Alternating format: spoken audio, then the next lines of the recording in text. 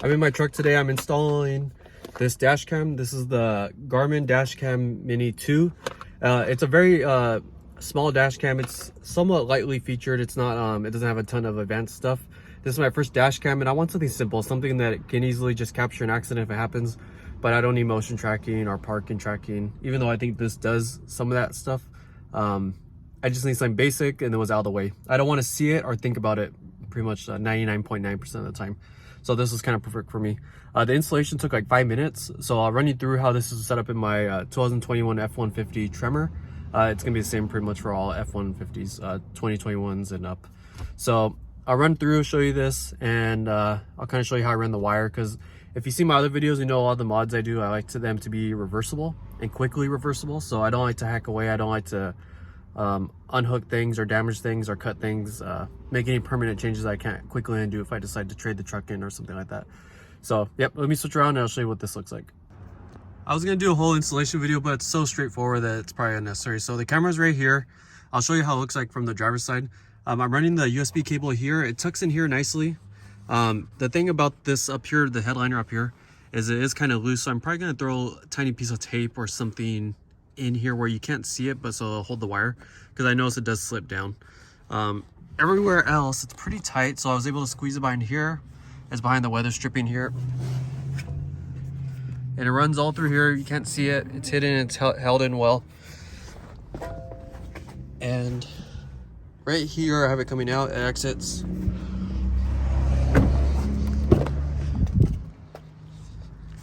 And this is the only place where it's kind of really exposed, where it's obvious. So it's here, it's under the carpet. It runs up. I think I'll clean this up. Maybe I'll run some type of tape or something where you can't really see it. And then in here, excuse me, we've been traveling, so this is kind of messy in here. In here is just plugged right into the USB. So it came with a 12-volt adapter. There's no 12-volt power in here, so I'm just using the USB. But yeah, it's a pretty simple and straightforward installation. Let me switch over to the driver's side so you can see what it looks like from over there. All right, I'm in the driver's seat, and as you can see, from my point of view, you can't see the camera. So it is back there, but this is kind of exactly what I was looking for. I didn't want to see the camera. I wanted it completely out of the way. And I need to pick up a memory card. So if you've worked at the dash cams, you know there's kind of certain memory cards that work better than others. So I have some older ones, but I'm gonna pick one dedicated for this use. And once I get that picked up today, I'll kind of show you some sample footage of what it looks like and how this is working out for me.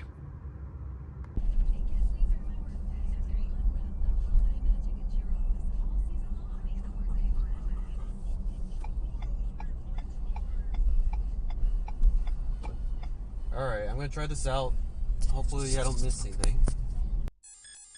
So I clicked the record button. It should say 15 seconds before and then 15 seconds after when I click the button.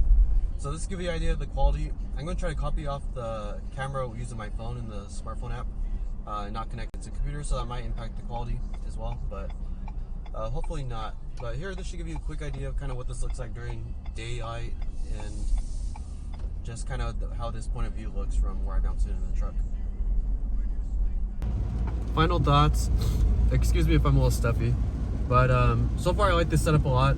I wanted, like I said, I want something minimalist, and this was kind of worked out for me. It's relatively cheap.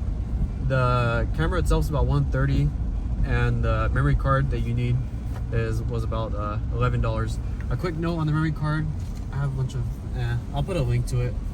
I have cracking in here, but they sell memory cards specifically for scenarios where you're writing really heavily to the memory card.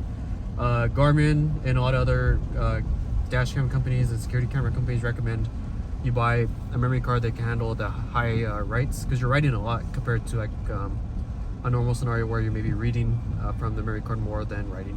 So this one was from Samsung. It was $10 for a 32 gigabyte, and it was specifically for high endurance, and they market it for security cameras and dash cams and things like that. So I'll put a link to the one I bought in the description, but it was recommended by Garmin on their support website. So I like it a lot. I mean, it's not the highest quality. As you can see in the video before, it's a little iffy, but it works for kind of what I need. one quick little final, I guess, thought was, I think it's kind of ridiculous how Ford, this truck has 6 cameras on it, at least 6, and they're all pretty high quality. They're good cameras, better than the dash cam, but you can't use them as a dash cam. Like Tesla's doing it, and a lot of other companies are starting to look into it, and I think Ford really needs to kind of let us leverage these cameras that are already here and let us use them as dash cams. There's no reason we should need a separate non-integrated module to do this. So that's just like a closing thought, but hopefully Ford gets it together in the next couple of years and we don't have to be doing this the whole dash cam thing. But until then, we're gonna be heading back to Seattle tomorrow. It's, as you can see here in California, it's been pretty rainy. We're a little tired. I'm not feeling too well, so gonna make our way back over there, and we'll see everyone later. Thanks. I don't have COVID. Hopefully not.